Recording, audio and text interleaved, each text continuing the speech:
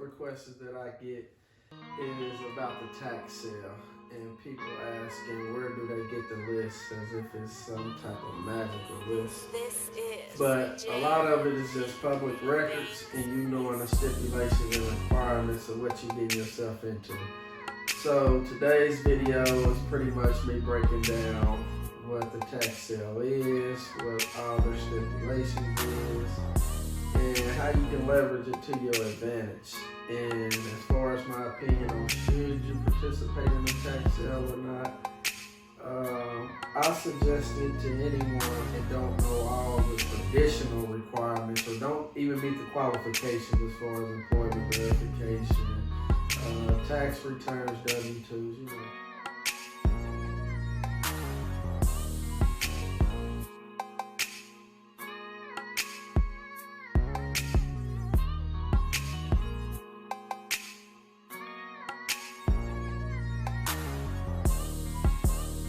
The good news is the auction will be taking place October 18th, so that's definitely good news. And like I said, I will participate in the auction because, for one, you don't need a realtor, you don't need no credit, and you definitely don't need no experience. You just need cash. So that's definitely the good news. And like I said, most people just tell you the experience that they had with the auction and give you the basic information. But what I'll be doing is I'll be sharing my screen throughout this video, giving you a step-by-step of the actual process. I'm also going to include the actual list in the link below. Click on it, check out some properties, see what all you can see on there. And the best part of all, I'll be taking you on a ride along and showing you actual properties, real property, for what to look for in them. So definitely stick around for that. Okay, so one of the main things you definitely want to do though, I know I mentioned you don't have to have experience, but you definitely want to cross-reference and do your due diligence, because you can get in over your head if you actually don't know what you're doing. But a lot of it is just pretty much doing homework and doing a visually see the property. Because for one, you can think you buying an actual property, but it's really a vacant lot. I've seen cases where someone will bid on a property and actually win it, be the highest bidder, and go out there for the first time just to see that the house is burnt down, or it's not even a house there that even exists. So like I said, even taking you on a ride along and showing you the properties that I'm gonna be showing you, maybe a few there. So like I said, stick around for that. And when I say do your due diligence, what I mean by that is some people think it's as simple as Googling the address, which, don't get me wrong, that's a start to get a direction, Google map, you know, to at least see where you're going and to narrow down your search a bit to a certain area so you can knock them off slowly but surely all within that area, so you ain't just all around cross town, you know, just lost. So what I'm gonna do is I'm gonna pull up the actual list, the requirements, and read this verbatim for you guys. So, bidders' rights and responsibilities. When you purchase a property at a tax sale, you don't have the right to enter or exercise ownership of the property during the redemption period. If you do, you can be charged with trespass. And what they mean is, like I said, you can just view the property, you can go inside or none of that. But if you see fit, I mean, enter at your own will. But under the Good Samaritan law, you do have certain rights to maintain the exterior of the property, even though you do not own it yet. If the property is vacant or abandoned, you may at your own risk and expense secure the property, remove trash and debris, mow the grass, and remove paint or graffiti. So what this is saying is, under this so-called Good Samaritan law, it can really work against you if you bid on a property that it is not an absentee owner, meaning the person actually still lives there. Meaning they could be vindictive and just don't cut the grass or don't do nothing and incur so many fines and judgments against the property as they already have, which explains why it's in a tax sale to begin with, because it's not necessarily just taxes that they behind, but it could be fines for not mowing the grass, like they said, paint or graffiti, just the outside exterior appearance is not meeting the qualifications of the state. So, you know, it's time to work. So in the old days, you know, you would write everything down, kind of build your list that way. But with all this new technology, it allows you to copy and paste each address to my notes and, you know, check them off my list as I go. And this is just my method. If you have others, feel free to comment below, you know, or questions or whatever methods you have. I'm curious to know. I'm always willing to learn more. And as a bonus video before I get up out of here, I will be showing you how to cross-reference what all liens, fines, and judgments are on these houses, because it's not just property taxes that they're behind or owed on it. It's other reasons why I can go to the auction, and I'm willing to show those. So like I said, comment below if you want to see that bonus video, or if there's something that interests you. Other than that, let's roll. Okay, so check this. Today, my goal is to check out at least 10 to 20 houses off the tax sale list. And I know most of you first reaction gonna be 10 to 20 houses, that's a lot. But the key is not when you're on this. That's the goal. Make it as least cost effective as possible. Have fun while you're doing it. And most of all, you can bring somebody along the way, like your wife, spouse, or fiance. And this is the catch. Bring the camera a little closer. You can pretend like it's a date, but at the same time doing what you want to do while having fun at the same time. And then the thing of it is, I want to target all areas on one particular side of town, knock as many of them out as I can in areas that I like or think is up and coming, and then just work my way towards the rest of them. So come on, take a ride with me. One thing about me is, even when it looks like I'm having fun, it's really all business with me. Right. Time to put in some work.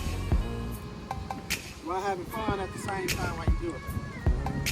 That's the goal. Can't make real estate boring.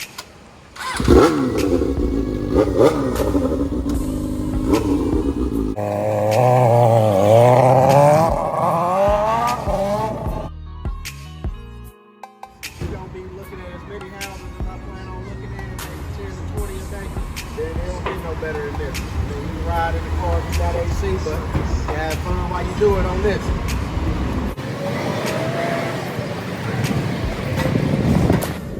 Time to get down to work, so let's get it.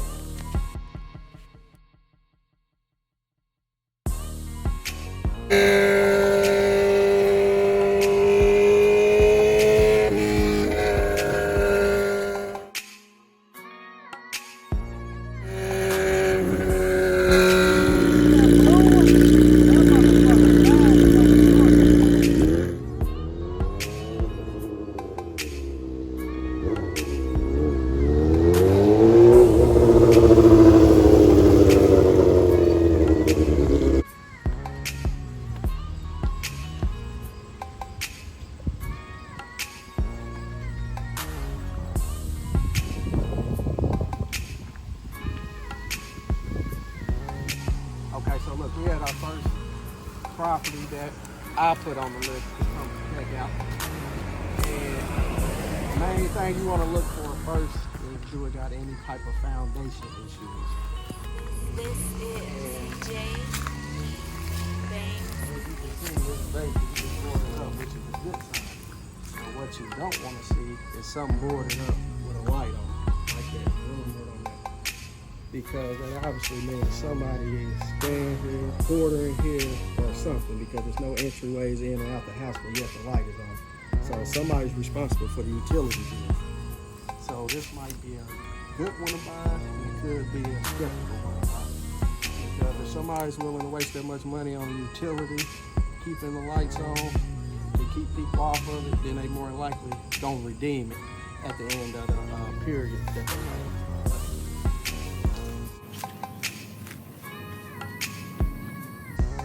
Main thing, you can't enter the houses or invade nobody's privacy or trespass. The main thing, you just want to make sure a house exists here and that it's not burnt down, not flooded. Like I said, foundation issues. And then, like I said, it's not a vacant lot unless a vacant lot is your investment that you plan on making. So that's pretty much it here.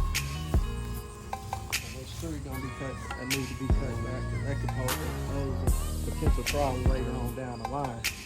And if you read up on the requirements of the tax sale, you will be responsible for the upkeep of this up until the redemption period is over with, which is called the Good Samaritan law. So you want to come out, make sure it's boarded up, grass, continue to stay cut, because you continue getting fined. Ah, yeah?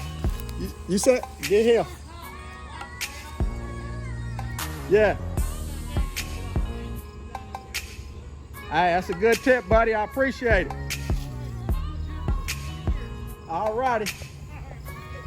See? Good. All right, no problem. See, good tips like that from neighbors is how you even find good leads and how to even contact the seller. When having a win bid, end up inheriting a headache, because like he just said, it's a lot of work, a lot of foundation issues that you can't see from the surface on the outside, but it's probably more likely on the inside, because foundation issues show on the inside and outside of the house, cracks in it. And that's a problem I wouldn't want to deal with, so this is scratch.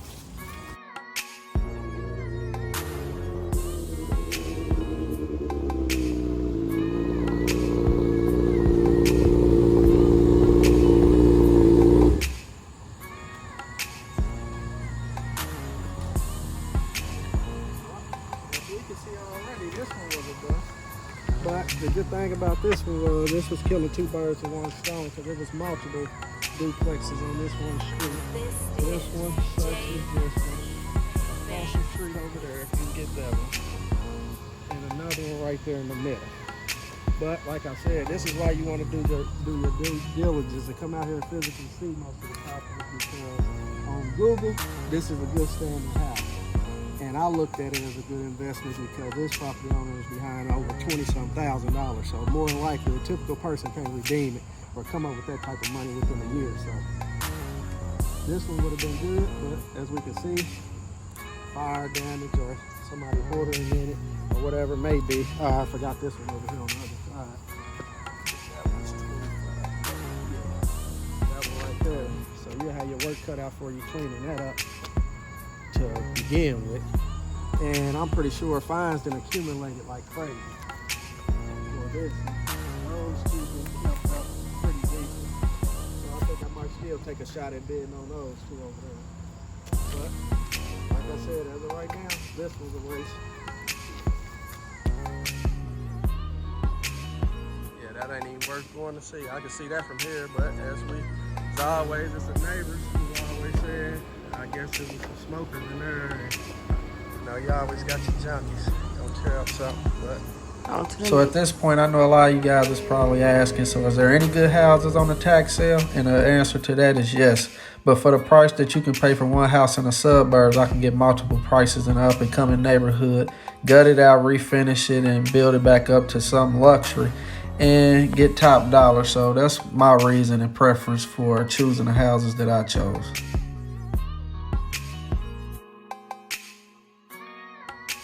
So at this point, I'm pretty sure it's self-explanatory of why I said do your due diligence. Really physically go out there and check out some of these properties. See them for what there is. Make sure nobody's currently living in them. Try to look for absentee owners. And hopefully you got something from this video. Don't forget to like, comment, subscribe. Look forward to new content. But as of right now, I'm about to go have fun, take the wifey out to eat, and start my journey back again tomorrow. Peace.